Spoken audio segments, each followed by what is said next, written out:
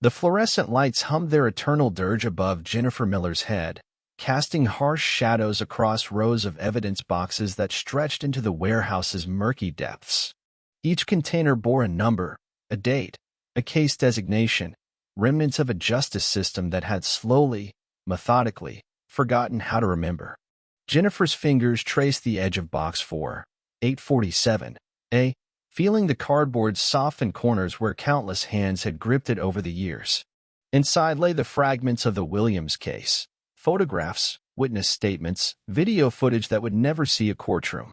The family had stopped calling 3 years ago.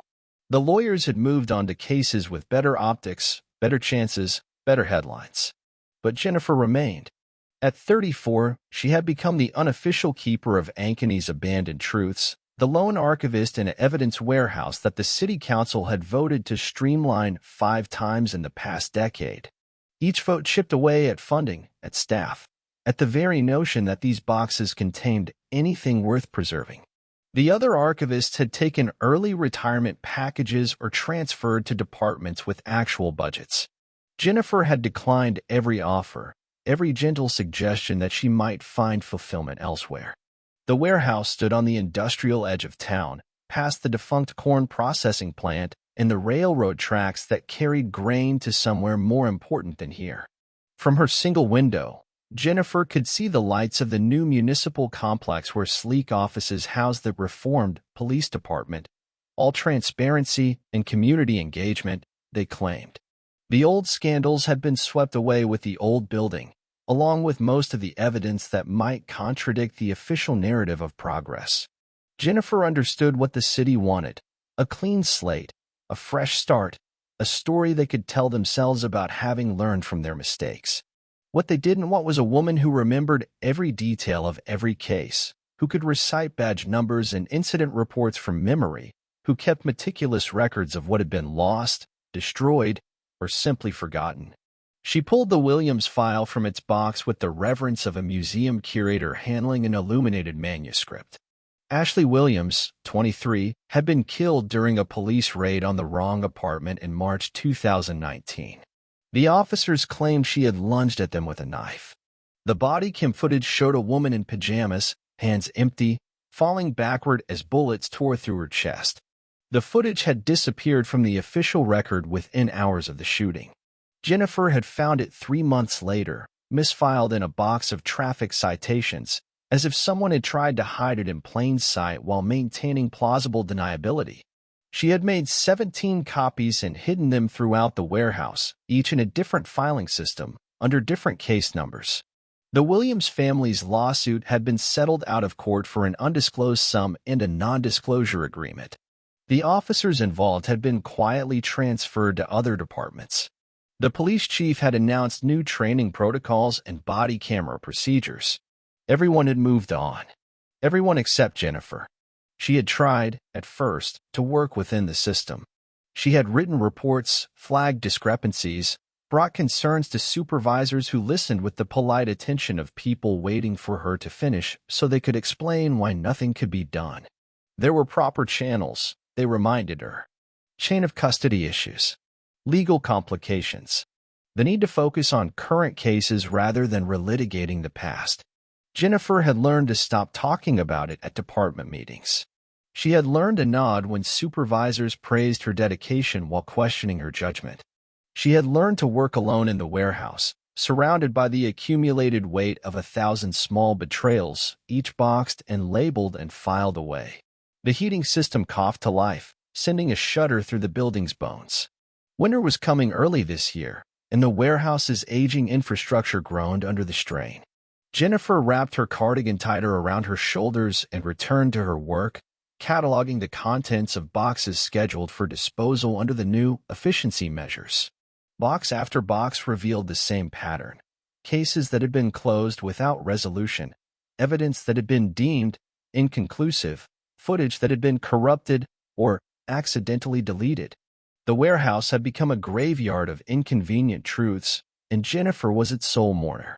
She found herself thinking of her father, who had died when she was 12. Robert Miller had been a journalism professor at Iowa State, a man who had taught his students that democracy depended on someone caring enough to write down what really happened. He had kept every newspaper clipping, every letter to the editor, every document that might someday matter to someone trying to understand the past. The thing about truth, he had told her once, is that it doesn't care if anyone wants to hear it. It just sits there, waiting for someone brave enough to pick it up. Jennifer had been 25 when she took the job in the evidence warehouse, fresh from a master's degree in library science and full of idealistic notions about public service. She had thought she would be helping solve crimes, providing the missing pieces that would bring closure to victims' families and accountability to those in power. Instead, she had become the keeper of a vast collection of loose ends, an archivist of the unofficial history that ran parallel to the city's preferred narrative. The transformation had been gradual, like watching a photograph fade in sunlight. Her first year had been filled with small victories, locating crucial evidence for ongoing cases, organizing files that helped prosecutors build stronger arguments, feeling like she was part of something larger than herself. The warehouse had seemed manageable then, filled with colleagues who shared her commitment to methodical accuracy and public service. But Jennifer had begun to notice patterns that her colleagues either couldn't see or chose to ignore.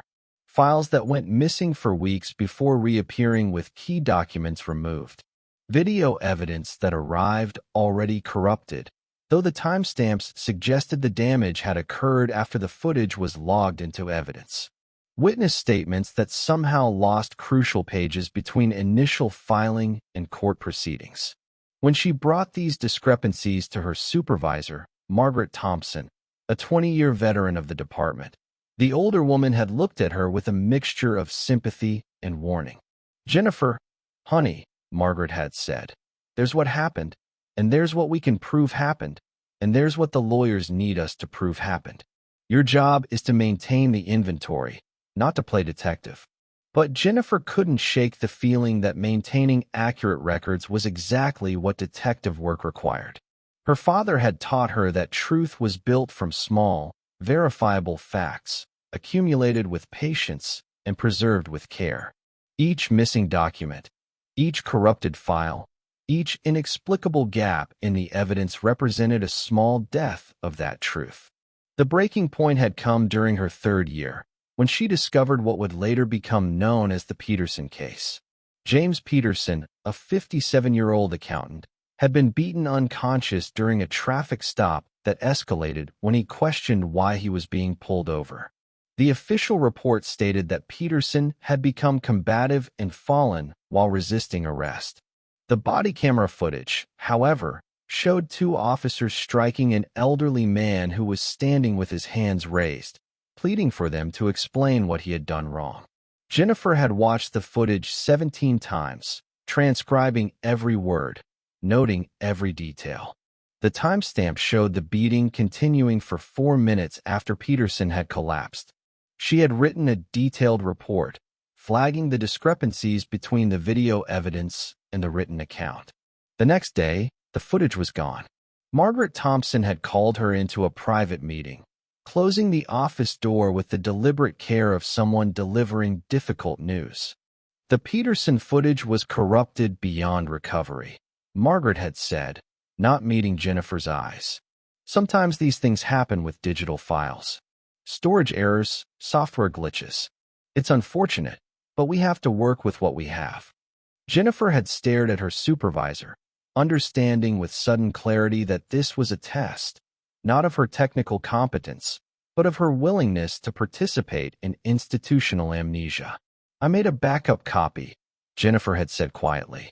Margaret's expression had hardened. "That's not according to protocol. Unauthorized duplication of evidence files is a serious violation. So is destroying evidence." "No one destroyed anything, Jennifer.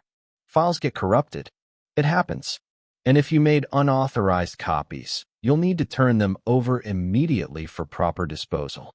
Jennifer had handed over the backup drive, watching Margaret lock it in her desk drawer. But she had learned something valuable that day. The system wasn't broken by accident. It was functioning exactly as designed, and her job was to be complicit in that function or find herself on the outside looking in. She had chosen a third option, covert resistance. Over the next 6 years, Jennifer had developed an elaborate system of redundancy and misdirection. She learned to recognize which cases were likely to be problematic, which officers appeared repeatedly in questionable incidents, which supervisors gave orders that weren't written down. She created false filing systems, hid backup drives in unexpected locations, and developed relationships with people outside the department who might someday need what she was preserving. The warehouse became her fortress and her prison, a place where she could protect evidence from those who were supposed to be protecting it. She worked late shifts and weekends, using the solitude to copy files and reorganize evidence in ways that would make tampering more difficult.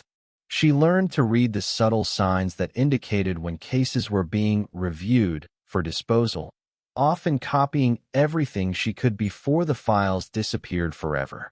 The phone on her desk rang, startling her from her reverie. The display showed an internal number she didn't recognize. Evidence Archives, this is Jennifer. Ms. Miller. The voice was young, nervous. This is Officer Tyler Anderson. I'm calling about some old footage that might be in your inventory. Jennifer's hand tightened on the receiver. Anderson. She remembered the name from recent incident reports. One of the newer officers, still green enough to ask questions. What kind of footage? Body cam video from a raid last month. The official file shows it as corrupted, but I thought maybe. He paused, and Jennifer could hear voices in the background, someone telling him to hurry up. I was there, Ms. Miller. What happened isn't what they're saying happened. Jennifer felt something stir in her chest, a sensation she had almost forgotten. Hope, dangerous and fragile. What's the case number? 5291B. The incident at the Thompson apartment complex. Jennifer knew the case. Drug raid on an allegedly vacant unit that had turned out to be occupied by Lisa Thompson and her 2 children. Thompson had been arrested for obstruction when she tried to prevent officers from entering her daughter's bedroom. The official report stated that no force had been used, that the family had been uncooperative but unharmed. I'll need to check our inventory, Jennifer said carefully. Can you call back tomorrow? Ms. Miller, they're planning to clean house.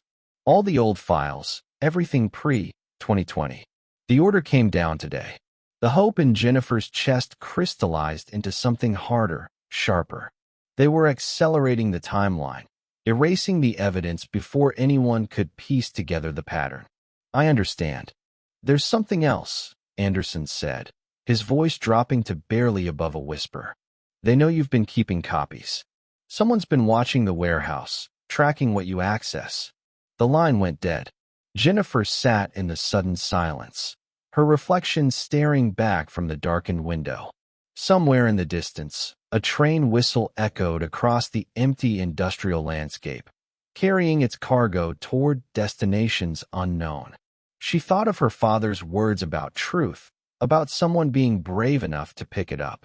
The boxes around her seemed to press closer, their contents whispering of secrets that would die with her if she let them.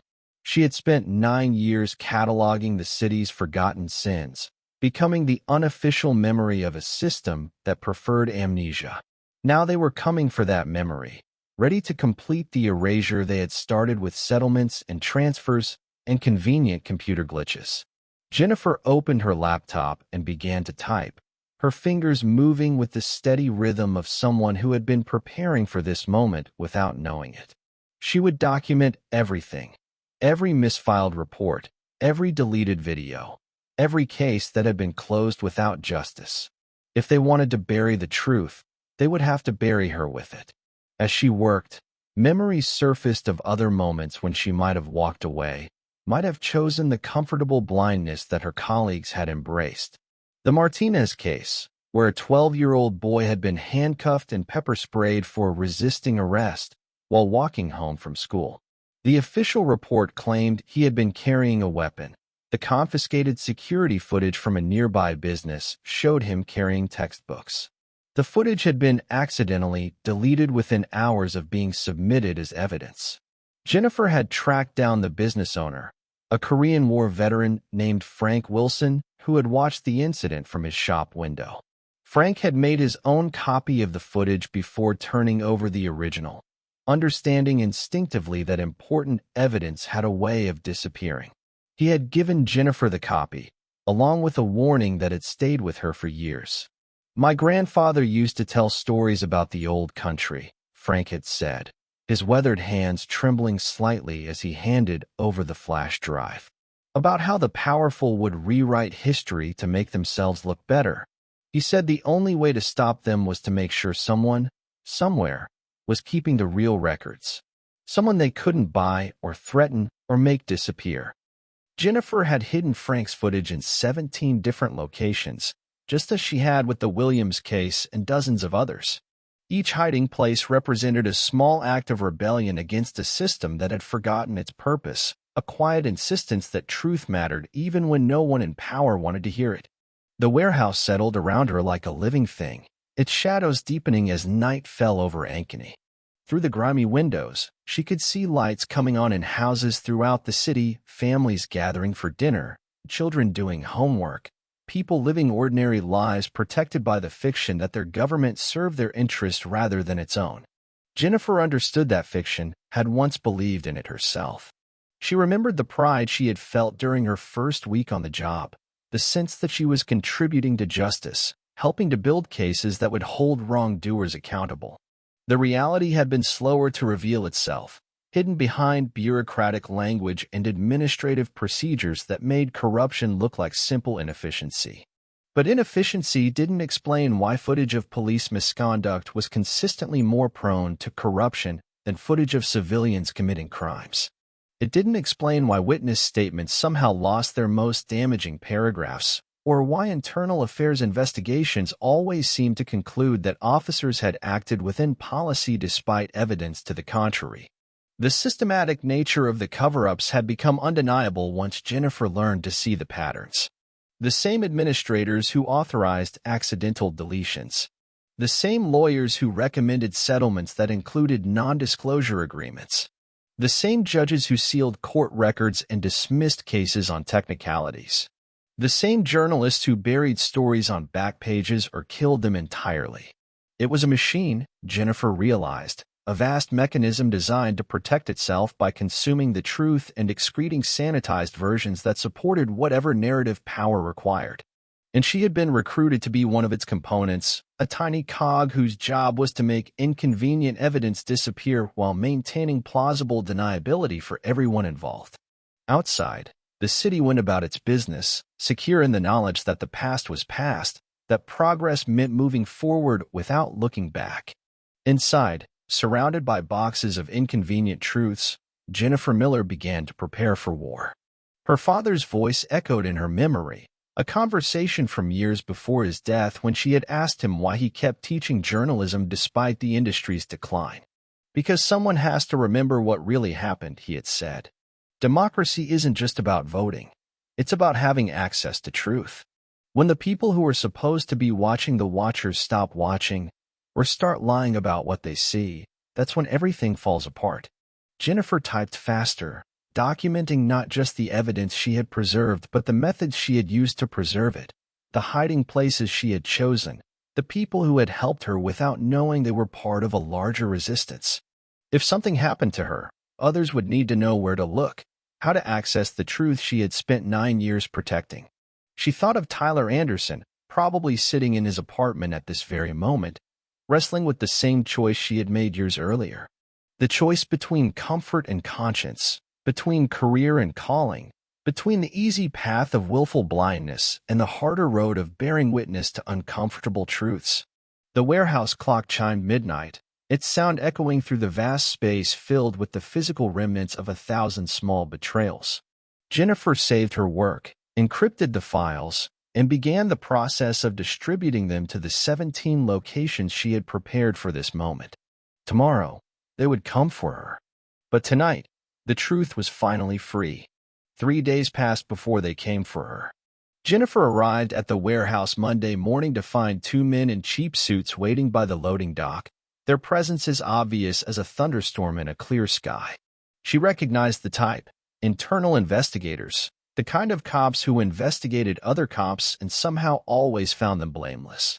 They watched her park her Honda Civic, their eyes tracking her movement from car to door with the patience of predators. She had spent the weekend in motion, her small apartment transformed into a staging area for what she had come to think of as Operation Remember. 17 external hard drives set in various hiding places throughout the city, one in a safety deposit box at the credit union, another with Pastor David at First Lutheran Church, a third sealed in a waterproof container at the bottom of her friend Katie's pond. Each drive contained terabytes of evidence: the Thompson footage, the Williams case files, hundreds of other incidents that had been quietly swept aside. But Jennifer had learned long ago that data without context was just noise. The real work lay in the connections, the patterns that emerged when you laid case after case side by side and looked for the common threads. She had spent 9 years weaving those threads into a tapestry of institutional failure, and now she was about to hand it over to someone who might actually do something with it. The morning meeting with Detective Michael Johnson had been arranged through Pastor David, who had baptized half the cops in town and heard confessions from the other half. Johnson was 43, a 20-year veteran who had been quietly investigating corruption in his own department while maintaining the delicate balance required to survive in a system that punished honesty.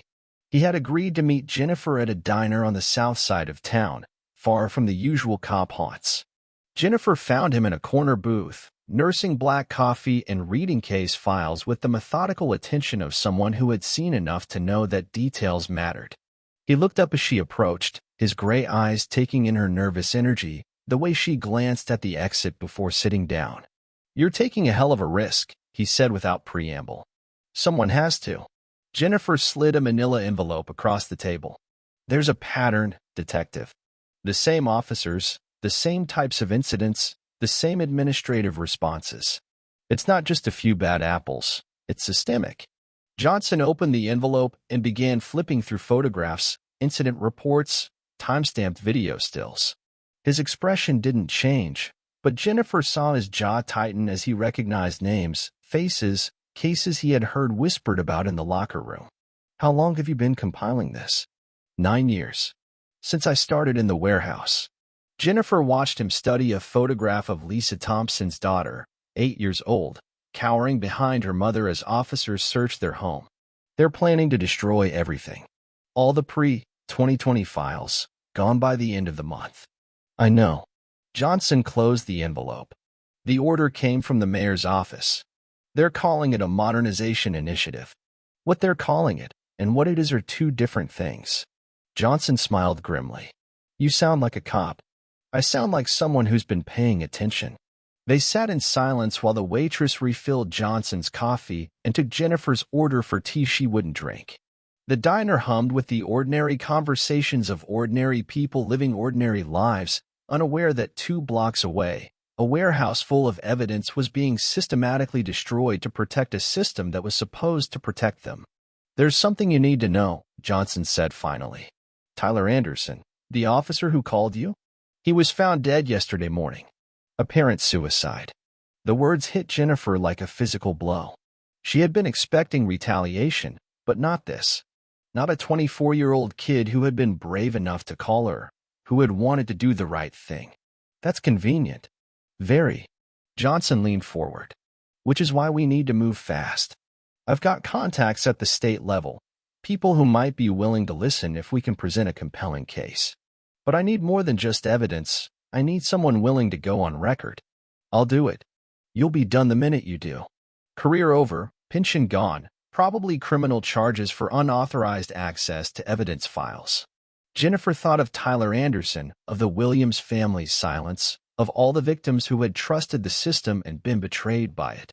"Then we better make it count." Johnson nodded and stood to leave. "I'll be in touch. And Jennifer, watch your back. Anderson's death is sending a message."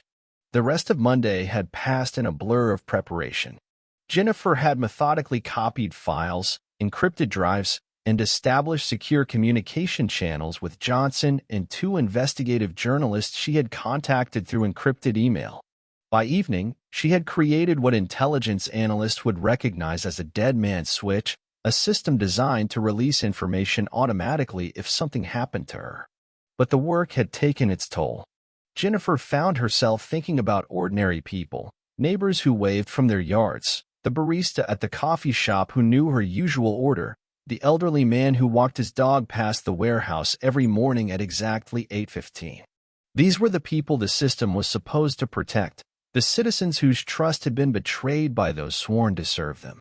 She thought about Ashley Williams's mother, Catherine, who had appeared on the local news 6 months after her daughter's death, begging for answers that would never come. The woman had aged years in those 6 months, her face bearing the particular exhaustion of someone fighting a system designed to wear down those who sought accountability. Catherine Williams had eventually stopped giving interviews, stopped attending city council meetings, stopped demanding justice for her daughter. The system had won through attrition, simply outlasting a grieving mother's capacity for hope. Jennifer had kept a photograph of Ashley Williams on her desk for 4 years, not the official police photo used in reports, but a candid shot from her Facebook page showing a young woman laughing with friends at a college graduation party. Ashley had been 6 months away from starting her career as an elementary school teacher when the raid on the wrong apartment had ended her life. In the photo, she looked impossibly young, filled with the kind of optimism that comes from believing the world makes sense. The photograph had become Jennifer's North Star, a reminder of why her work mattered even when it felt futile. Every file she copied, every piece of evidence she preserved, every backup drive she hid was an act of remembrance for Ashley Williams and all the others whose stories had been erased from official records. Jennifer's phone buzzed with another encrypted message, this one from Rebecca Thompson, the investigative journalist who had begun reaching out to sources within the department. The message was brief: 3 more officers willing to talk. Pattern becoming clear. Story breaks Thursday. That gave Jennifer 2 more days to complete her preparations, to ensure that the evidence would survive whatever retaliation was coming. She thought about the 17 hard drives hidden throughout the city, each one containing enough information to bring down the entire chain of command. The drives were her insurance policy, her guarantee that the truth would outlive any attempt to silence her. But insurance policies only worked if someone was left to collect on them. Jennifer opened her laptop and began composing detailed instructions for accessing the hidden evidence, encrypting the document with a password she had shared with Pastor David and Katie Peterson. If something happened to her, they would know where to look and what to do with what they found. As she worked, Jennifer found herself remembering a conversation with her father from years before his death. She had been complaining about a high school history teacher who seemed more interested in covering curriculum than exploring difficult questions about American democracy. History isn't just what happened, her father had told her. It's what someone decided was worth remembering, and what someone else decided was worth forgetting. The real story is usually in the gaps between the official version and what people actually experienced. Jennifer had become an expert in those gaps, a cartographer of the empty spaces where inconvenient truths had once lived. She had learned to read the silences in official reports, to recognize the careful language that transformed police brutality into use of force incidents and cover-ups into administrative reviews. She had become fluent in the bureaucratic dialect that made corruption sound like simple miscommunication. Now, Tuesday morning, watching the 2 investigators approach the warehouse entrance, Jennifer felt the strange calm that comes with having made an irrevocable decision. She had spent her adult life in service to a system that had forgotten its purpose. Today, she would remember it for them. The morning air was crisp with the promise of autumn, and Jennifer could see her breath as she unlocked the warehouse door. Somewhere in the distance, a church bell chimed the hour, its sound carrying across the industrial landscape like a call to worship.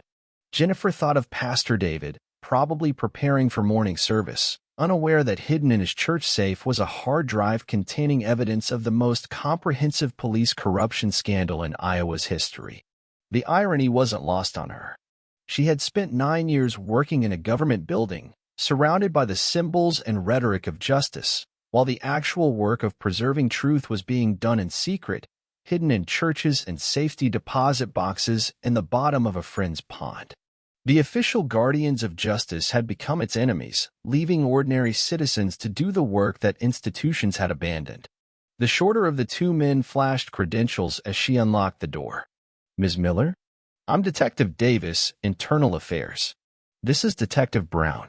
We need to speak with you about some irregularities in evidence handling." Jennifer nodded and led them into the warehouse, past rows of boxes that represented the accumulated weight of a decade's worth of forgotten crimes. The investigators' footsteps echoed in the vast space, their presence somehow making the warehouse feel smaller, more claustrophobic. "We understand you've been accessing files outside your normal duties," Davis said, producing a tablet that displayed access logs, timestamps, case numbers. "Files relating to closed investigations, many of them sensitive." "I maintain the inventory system," Jennifer replied. "Accessing files is part of my job.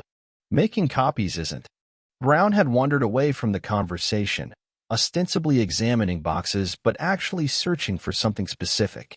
Jennifer watched him work his way toward the back corner where she had once hidden backup drives, his movements too casual to be random. "Ms. Miller," Davis continued, "we have reason to believe you've been in contact with outside parties, sharing confidential information, such as journalists, activists, perhaps even individuals with criminal intent." Jennifer felt a flutter of fear, quickly suppressed. "I think you're mistaken." Davis consulted his tablet again. Phone records show multiple calls to the Des Moines Register, the Cedar Rapids Gazette, and at least 3 freelance journalists. Your computer access logs show repeated searches for files related to officer-involved shootings, use of force incidents, and civilian complaints. I catalog evidence. Those categories represent a significant portion of our inventory.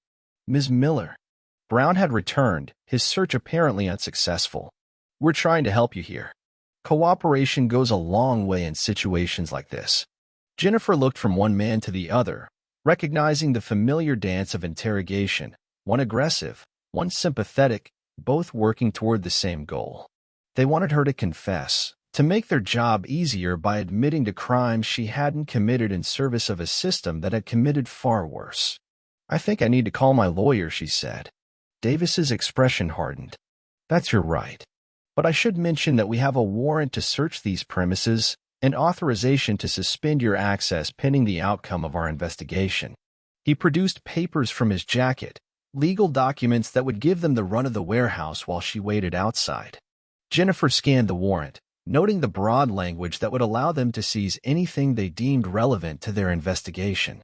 "You'll need to surrender your keys and security card," Brown said, extending his hand. Jennifer hesitated, thinking of the boxes they hadn't found yet, the evidence that would disappear the moment she walked out the door. Then she remembered the hard drives, the journalists, Detective Johnson working his contacts at the state level. The truth had already escaped this place. Her job now was to make sure it stayed free. She handed over her keys. The rest of the morning passed in a haze of procedure and paperwork. Jennifer was escorted to the administrative offices, interviewed by a succession of officials who asked the same questions in slightly different ways. She answered with the careful precision of someone who had spent years navigating bureaucracy, giving them nothing they could use while avoiding any statement that might constitute obstruction. By afternoon, she was free to go home, suspended with pay pending the outcome of the investigation. She drove through Ankeny's quiet neighborhoods, past the high school where she had met Katie, past the library where her father had taught her to research, past the cemetery where he was buried under a simple headstone that bore his name and dates and nothing else. Her phone buzzed with a text from an encrypted number, "Package delivered. Recipe understood. We'll prepare meals soon. M." Johnson had received the files and understood their significance. The meal metaphor meant he was ready to serve the evidence to his contacts, to begin the process that would turn Jennifer's decade of secret work into public knowledge. That evening, as Jennifer sat in her apartment surrounded by empty spaces where hard drives had once been hidden, she felt something she hadn't experienced in years, the absence of secrets. For the first time since she had discovered the Williams footage, She was no longer the sole keeper of Ankony's hidden history. The burden had been shared, and with it, the responsibility. Her laptop chimed with a news alert. Local officers' death investigated as possible homicide. The article was brief, mentioning new evidence in Tyler Anderson's case, questions about the original suicide ruling. Jennifer smiled grimly. Johnson was already at work, using his contacts to open investigations that had been prematurely closed. The phone rang, displaying a number she didn't recognize. Ms. Miller? This is Rebecca Thompson, investigative reporter with Channel 8 News. I understand you might have information about systematic evidence tampering in the Ankeny Police Department. Jennifer looked out her window at the lights of the city she had served, the place that had taught her the difference between loyalty to an institution and loyalty to the truth it was supposed to represent. Yes, she said. I think I do. 6 months later, Jennifer stood before the Iowa Legislature's Committee on Government Oversight, her right hand raised as she swore to tell the truth, the whole truth, and nothing but the truth. The hearing room was packed with reporters, activists, and citizens of Ankeny who had come to hear what she had spent 9 years learning in a warehouse full of forgotten evidence. The path to this moment had been neither straight nor simple. Rebecca Thompson's initial news report had been buried on a Saturday night, dismissed by city officials as the complaints of a disgruntled employee. But Johnson's state contacts had proven more receptive, particularly after 3 more officers came forward with similar stories of evidence tampering and administrative cover-ups. The break came when Sarah Clark, a forensic accountant with the State Bureau of Investigation, discovered financial irregularities in the city's legal settlements. Payouts to victims of police misconduct had been systematically underreported, with millions in taxpayer money disappearing into a web of shell companies and private security contracts. The evidence Jennifer had preserved provided the context that transformed financial crimes into a comprehensive pattern of corruption. Tyler Anderson's death had indeed been reclassified as homicide after investigators found evidence he had been preparing to testify about the Thompson raid. 2 senior officers were arrested in connection with his murder, and their subsequent plea bargains opened floodgates of information about the department's unofficial code of silence. Now, 6 months after her suspension from the evidence warehouse, Jennifer found herself at the center of the largest police corruption investigation in Iowa's history. The warehouse itself had been sealed by federal agents, its contents now part of an FBI investigation that stretched across 3 counties and implicated dozens of officers. Ms. Miller, said State Senator Patricia Nelson, the committee chairwoman, you worked in the Ankeny Police Evidence Warehouse for 9 years. During that time, did you observe systematic efforts to conceal evidence of police misconduct? Jennifer leaned toward the microphone, her voice steady despite the weight of testimony she was about to give. Yes, Senator. What I observed was a deliberate pattern of evidence manipulation designed to protect officers from accountability and to prevent victims from seeking justice. The next 3 hours unfolded like a carefully choreographed revelation. Jennifer presented case after case, each one documented with the meticulous precision she had learned from her father's journalism background. She showed how body camera footage was routinely corrupted in cases involving excessive force, how witness statements disappeared from files, how internal investigations consistently found officers blameless despite overwhelming evidence to the contrary. The committee members asked pointed questions, their disbelief gradually giving way to recognition as the scope of the corruption became clear. Jennifer had brought printed copies of key documents, each one authenticated by forensic experts who had verified their chain of custody despite years of bureaucratic obfuscation. The Williams case, said Senator Nelson, consulting her notes, you testified that you found body camera footage that contradicted the official report. How was this footage able to remain hidden for so long? Jennifer thought of Ashley Williams, 23 years old, falling backward as bullets tore through her pajamas. The footage was misfiled among traffic citations, Senator. When I found it 3 months after the shooting, I realized it wasn't an accident. Someone had deliberately hidden it where it would be unlikely to be discovered during routine reviews. And you made copies of this footage? 17 copies, placed in various locations throughout the warehouse and beyond. I knew that evidence had a way of disappearing, and I felt an obligation to preserve it. Senator Mark Anderson leaned forward. Ms. Miller, you had to know that making unauthorized copies of evidence files was against department policy. Why did you take that risk? Jennifer looked out at the packed hearing room, seeing faces she recognized from news reports: Lisa Thompson, now an advocate for police reform, Pastor David, who had helped coordinate the safe passage of evidence to investigators, Katie Peterson, whose pond had held a hard drive containing proof of financial crimes.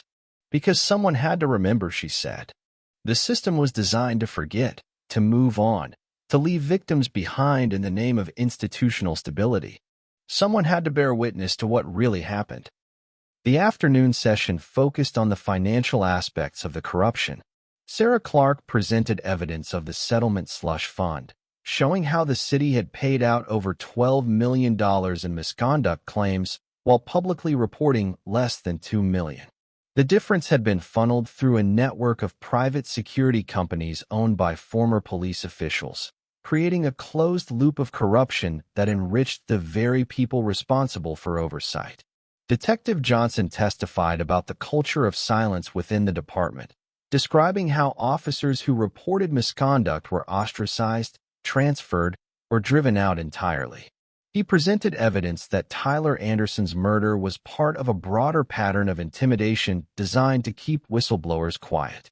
The system wasn't broken, Johnson told the committee. It was working exactly as designed, to protect itself rather than the public it was supposed to serve. As the hearing drew to a close, Senator Nelson asked Jennifer the question she had been dreading and anticipating in equal measure. Ms. Miller, you've lost your career, faced criminal charges, and endured months of harassment and intimidation. Knowing what you know now, would you make the same choice again? Jennifer thought of her father, of the journalism students he had taught that democracy depended on someone caring enough to write down what really happened. She thought of Ashley Williams and Tyler Anderson, of Lisa Thompson's daughter cowering behind her mother, of all the victims whose stories would have died in a warehouse full of forgotten evidence. Yes, Senator, someone has to care about the truth, even when, especially when, it's inconvenient for those in power. The committee voted unanimously to recommend a complete overhaul of the Ankeny Police Department, including federal oversight and the appointment of an independent civilian review board.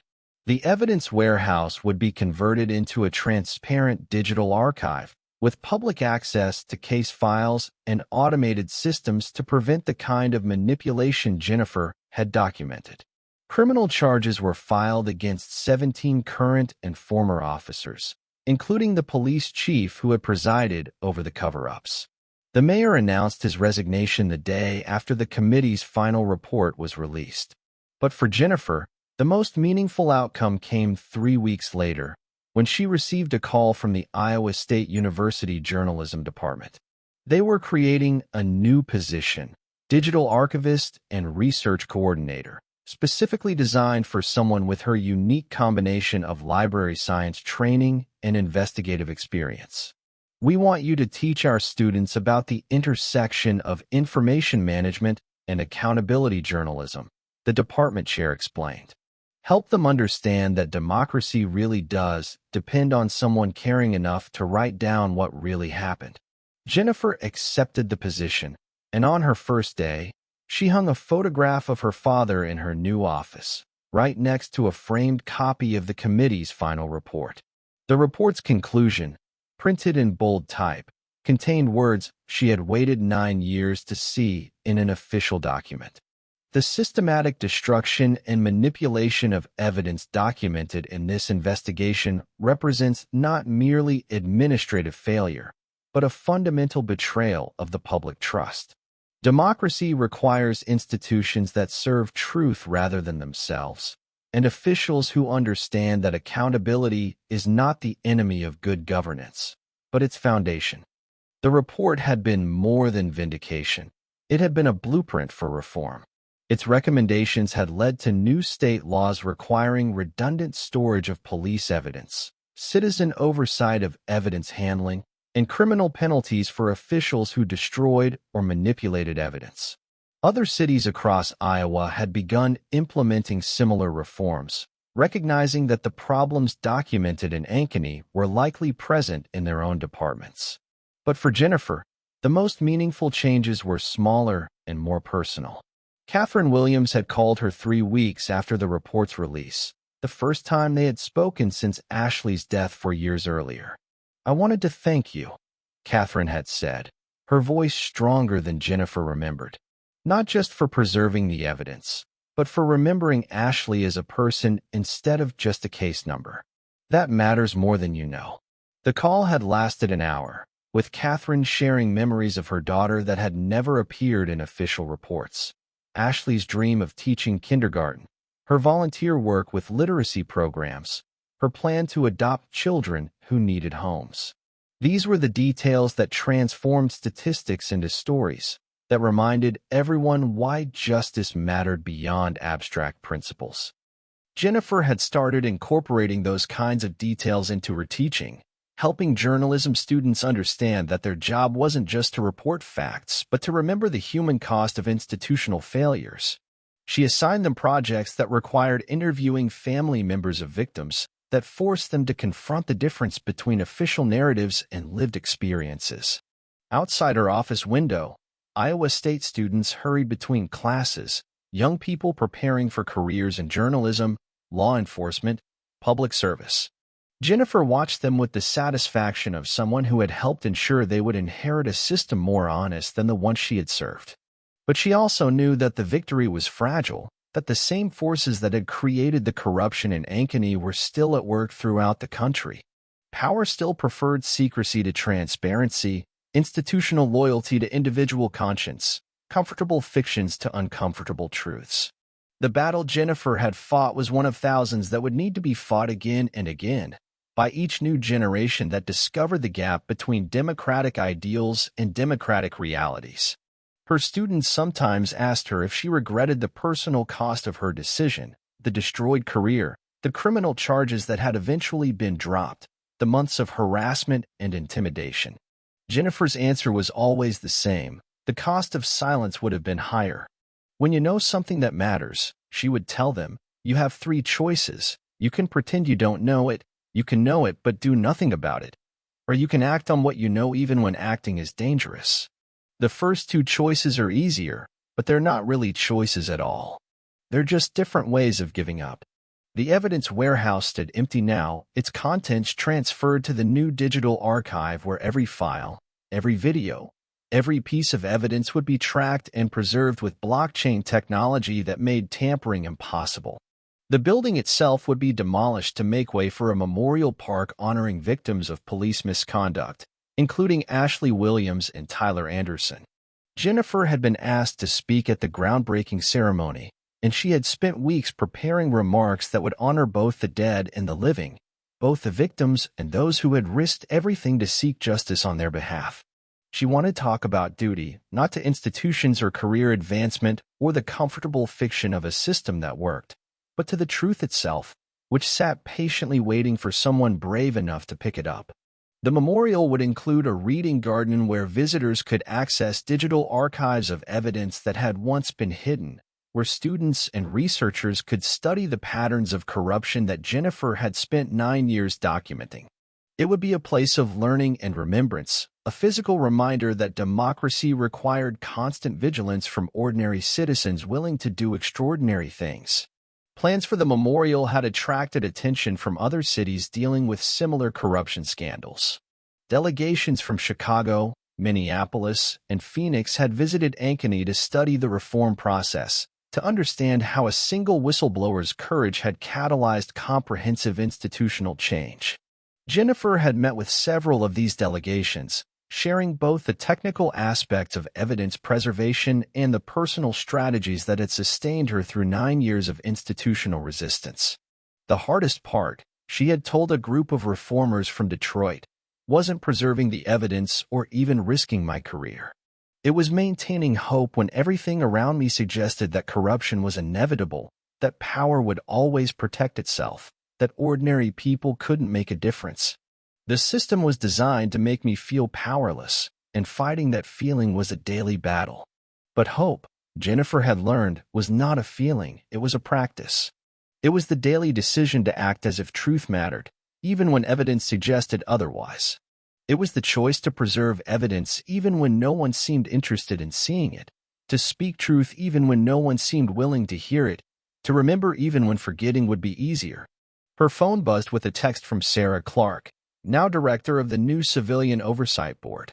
3 more officers terminated today based on evidence from your archive. Justice delayed, but not denied. Jennifer smiled and returned to grading papers from her first class, Introduction to Information Ethics. The students had written essays about the responsibility of information professionals to serve truth over convenience, to maintain records that powerful people would prefer to see destroyed. Their work gave her hope that the next generation would understand what she had learned in a warehouse full of forgotten evidence. That someone must always remember, someone must always care, someone must always be willing to bear witness to what really happened, even when the world wanted to move on. The truth didn't care if anyone wanted to hear it. It just sat there, waiting for someone brave enough to pick it up. And now, finally, someone had. In Ankeny, Iowa, the memorial park stands where the evidence warehouse once stood, its bronze plaques bearing the names of those who died seeking justice and those who died providing it. Visitors read the inscription carved in black granite. In memory of all who serve truth over comfort, and in honor of those who remember what others choose to forget. The park is maintained by volunteers, many of them former students who learned from Jennifer Miller that democracy depends on someone caring enough to write down what really happened. They tend the flowers and keep the memorial clean, understanding that some duties cannot be delegated to institutions, that some truths require individual courage to preserve. In the center of the park, a bronze figure stands guard over the memorial, her hand resting on a box marked only with a number, a date, and the simple inscription, Evidence.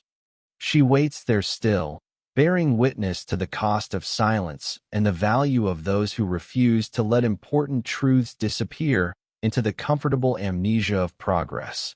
Someone has to remember. Someone always has to remember.